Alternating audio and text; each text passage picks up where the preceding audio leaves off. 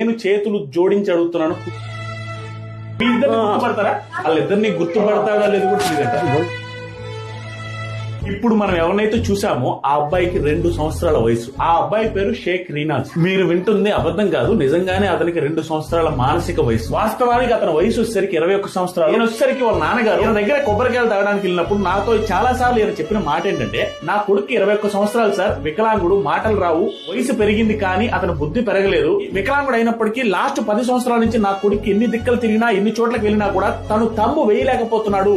తను తంబు వేయడానికి వీళ్ళు 4-5 వెళ్ళినా కూడా తను పిడికిలు బిగిస్తున్నాడు కానీ ఆ మిషన్ తోసేస్తున్నాడు కానీ తంబు వేయట్లేదు. ఒక్క కారణంతో నా కొడుకు పెన్షన్ ఇవ్వట్లేదని చాలా సార్లు బాధపడ్డారు. లాస్ట్ గా చివరిగా పెన్షన్ ఎప్పుడు వచ్చిందన్న?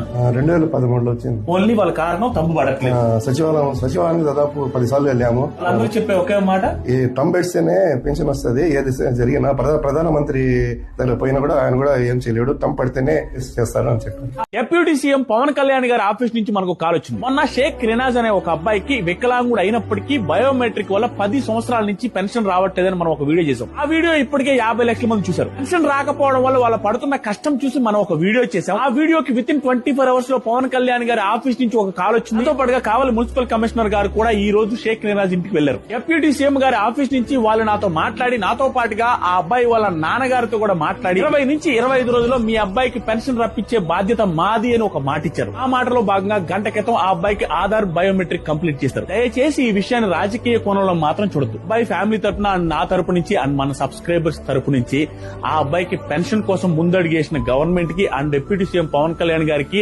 దాంతో పాటుగా కొండపల్లి శ్రీనివాసరావు గారు మినిస్టర్ గారు కూడా రిపబ్లిక్ డే రోజు అయినప్పటికీ కూడా మన ట్వీట్ కి రెస్పాండ్ అయ్యారు. ఆయనకు కూడా చాలా చాలా థ్యాంక్స్. ఫ్యామిలీకి గవర్నమెంట్ ఒక ఇల్లు కూడా శాంక్షన్ చేస్తారని నేను ఆశిస్తున్నాను. అలాగే మన ఫాలోవర్స్ కూడా చాలా చాలా థ్యాంక్స్. ఆ వీడియోని అండ్ అవతల వాడి కష్టాన్ని మన కష్టంగా భావించి ఆల్మోస్ట్ 1,00,000 మంది ఆ వీడియోని షేర్ చేశారు. మీ అందరికి కూడా థ్యాంక్స్.